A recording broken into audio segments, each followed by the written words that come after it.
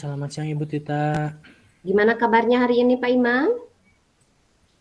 Alhamdulillah baik, sehat. Bagaimana juga kabar Ibu Tita? Saya alhamdulillah baik Pak. Gimana nih? Katanya kemarin saya dapat informasi mau ada yang dicurhatin. Curhat apa sih Pak? Oh iya ini Bu, kalau deket mah bisa sambil ngopi ya Bu. Tapi jaraknya tidak memungkinkan ya. Hmm, Sudah tetap maya saja seperti ini, semoga tidak mengganggu waktunya ya Bu Tita. enggak apa-apa Pak. Tapi emang ya enaknya kita tuh sambil ngopi ya Pak. Karena jarak kita ya berjauhan, semoga apa yang akan Bapak curhatkan bisa tersampaikan di sini walaupun ya dengan tatap maya. Kenapa nih Pak? Ada apa sih? Ya baik, pertama-tama saya ucapkan terima kasih kepada Ibu Tita sudah memberi kesempatan kepada saya dan mengeluangkan waktunya untuk sedikit curhat dan ngobrol secara tatap maya ini Bu.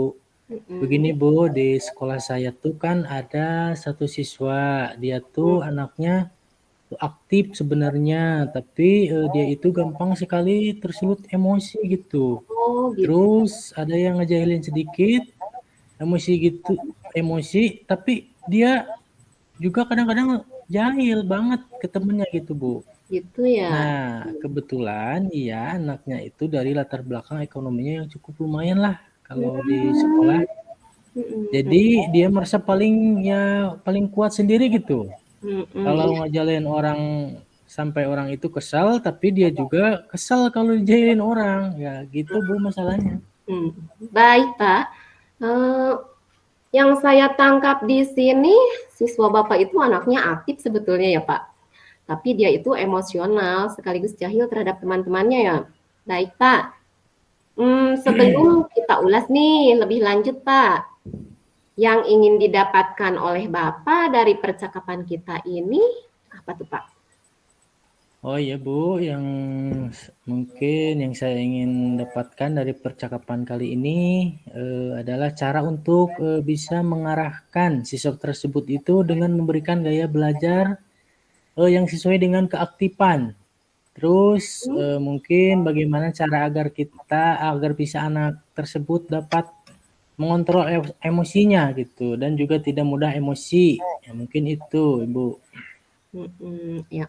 Menurut Bapak sendiri, ya gaya belajar seperti apa tuh yang harus Bapak lakukan untuk mengarahkan si anak ini supaya lebih, apa namanya, terarah dalam pembelajaran? Iya, yaitu dengan mengarahkan siswa tersebut itu memberikan gaya belajar yang sesuai dengan keaktifan. Mhm, Terus mungkin bagaimana cara saya agar bisa anak tersebut dapat mengontrol emosinya dan juga tidak mudah emosi, mungkin itu Bu.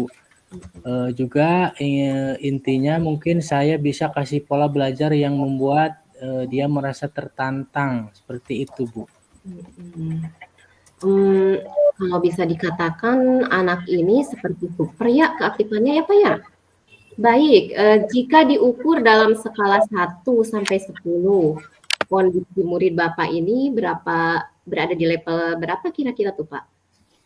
Ya, dalam situasi pembelajaran di kelas, kalau menurut saya sih situasi yang saya harapkan ini baru sekitar 6 itu. Jadi dia Mmm, baru datang ke sekolah juga baru sekedar ya ingin belajar, tapi dia kadang-kadang di tengah-tengah pembelajaran itu dia malah mhm, jahilin temennya dan iya, ngeselin orang lain gitu, Bu.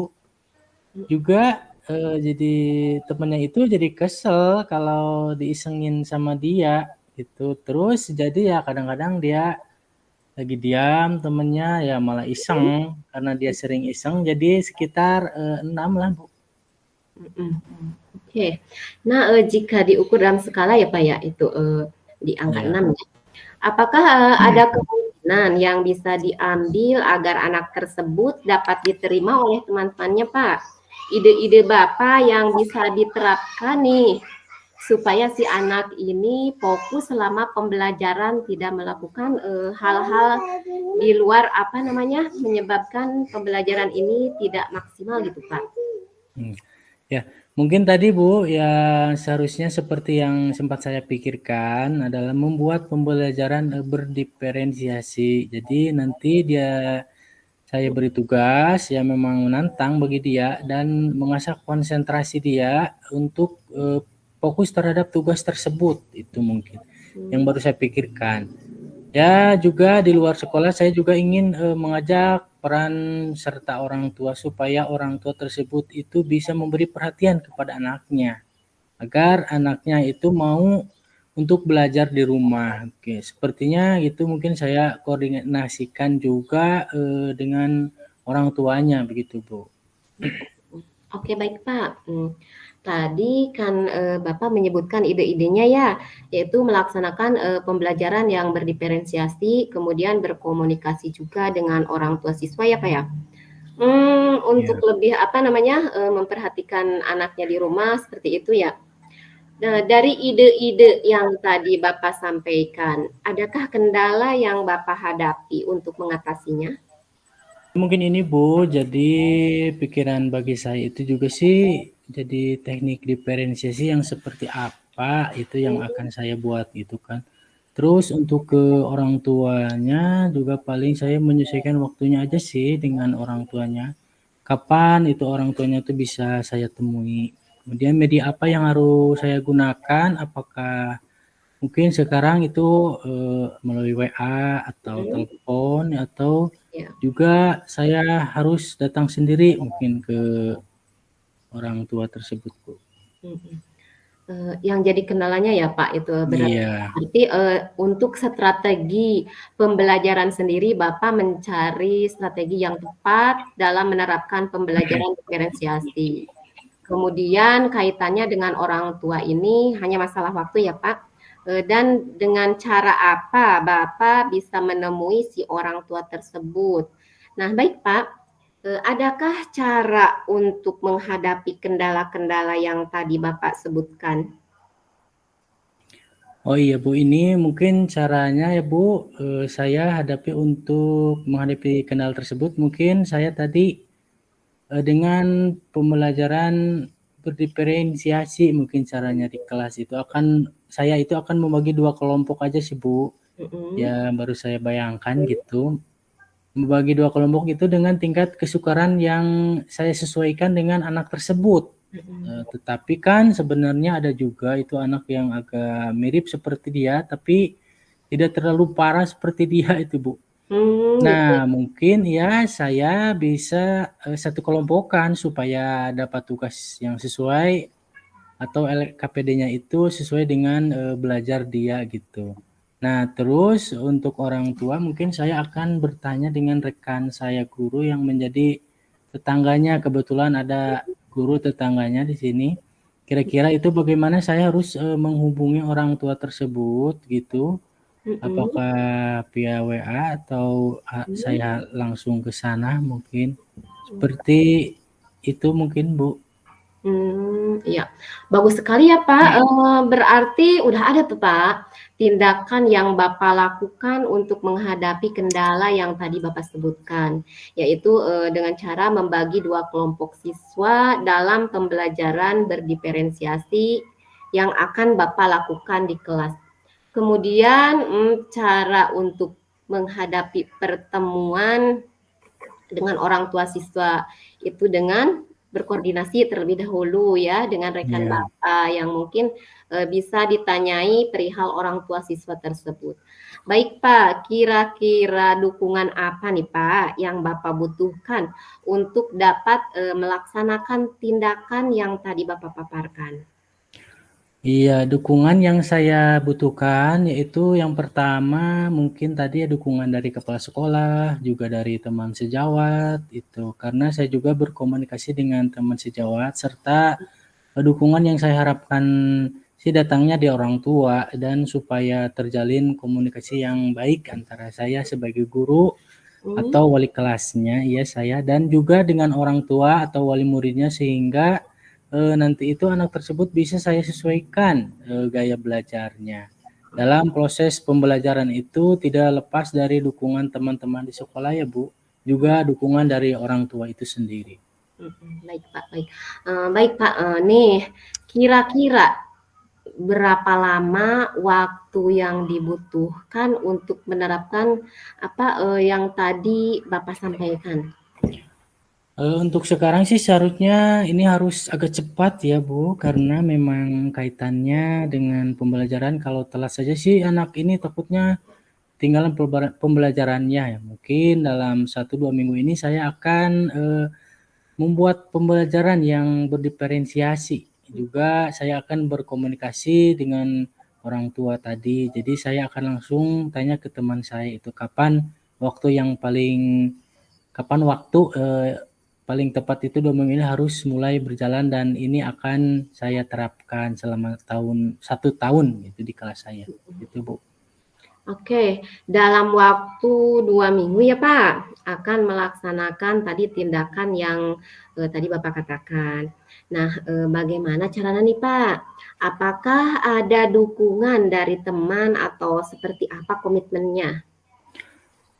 Ya saya sih mungkin ya menjaga semangat saya itu untuk melakukan kegiatan ini, dan saya berkomitmen tinggi itu. Kenapa saya harap setiap anak dalam kelas saya mendapat pembelajaran yang sesuai dengan kebutuhannya gitu. Jadi komitmen saya itu cukup besar. Saya ingin menyelesaikannya kegiatan ini supaya anak-anak itu, semua anak di kelas saya bisa terpenuhi pembelajarannya, seperti itu Bu.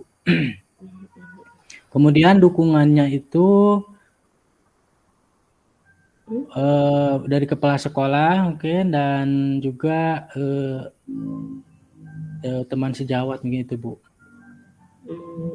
Ya. Baik, berarti dukungan yang terbesar itu dari dalam diri Bapak sendiri ya, tujuan untuk pendidikan anak secara maksimal. Kemudian dukungan lainnya dari Bapak Kepala Sekolah selaku pimpinan dan rekan-rekan sejawat. Baik Pak, jika bisa disimpulkan nih, apa yang Bapak dapatkan dari sesi coaching kita kali ini Pak? Oh iya, lumayan ya coaching hari ini, saya jadi mendapat pencerahan Ibu. Terima kasih Ibu Tita, bahwa saya harus bisa memberi kesempatan kepada anak tersebut sesuai dengan minat dan gaya belajarnya juga, untuk tidak mengganggu atau jahil kepada teman-temannya gitu. Saya harus memberikan pembelajaran yang berdiferensiasi agar anak tersebut itu bisa konsentrasi belajar. Jadi dia tidak tersita waktunya untuk belajar gitu mungkin Bu. Terus juga tadi saya harus berkoordinasi dengan orang tua agar bisa saling mendukung antara program sekolah dan juga orang tua gitu Bu. Nah, alhamdulillah ya. Semoga apa yang kita bicarakan kali ini bermanfaat ya Pak, dan betul-betul dapat dilaksanakan dengan komitmen penuh demi lingkungan belajar yang nyaman dan mendukung ketercapaian hasil belajar yang maksimal. Nah, baik Pak, nanti kita agendakan nih untuk ngobrol lebih lanjut di 2 minggu ke depan. Saya ingin dengar nih progres dari perkembangan anak Bapak ini. Nanti kita agendakan ulang ya Pak. Ya Bu. Gimana nih perasaannya bersama saya selama beberapa menit ini, walaupun ya dengan tatap maya seperti ini. Mudah-mudahan pembicaraan kita ini membawa makna dan spirit baru buat Bapak ya Pak. Alhamdulillah Ibu, jadi perasaan saya jadi plong Bu. Saya jadi merasa punya semangat baru lagi nih Bu. Terima kasih Ibu Tita sudah mau mendengarkan. Sama-sama Bapak. Terima kasih.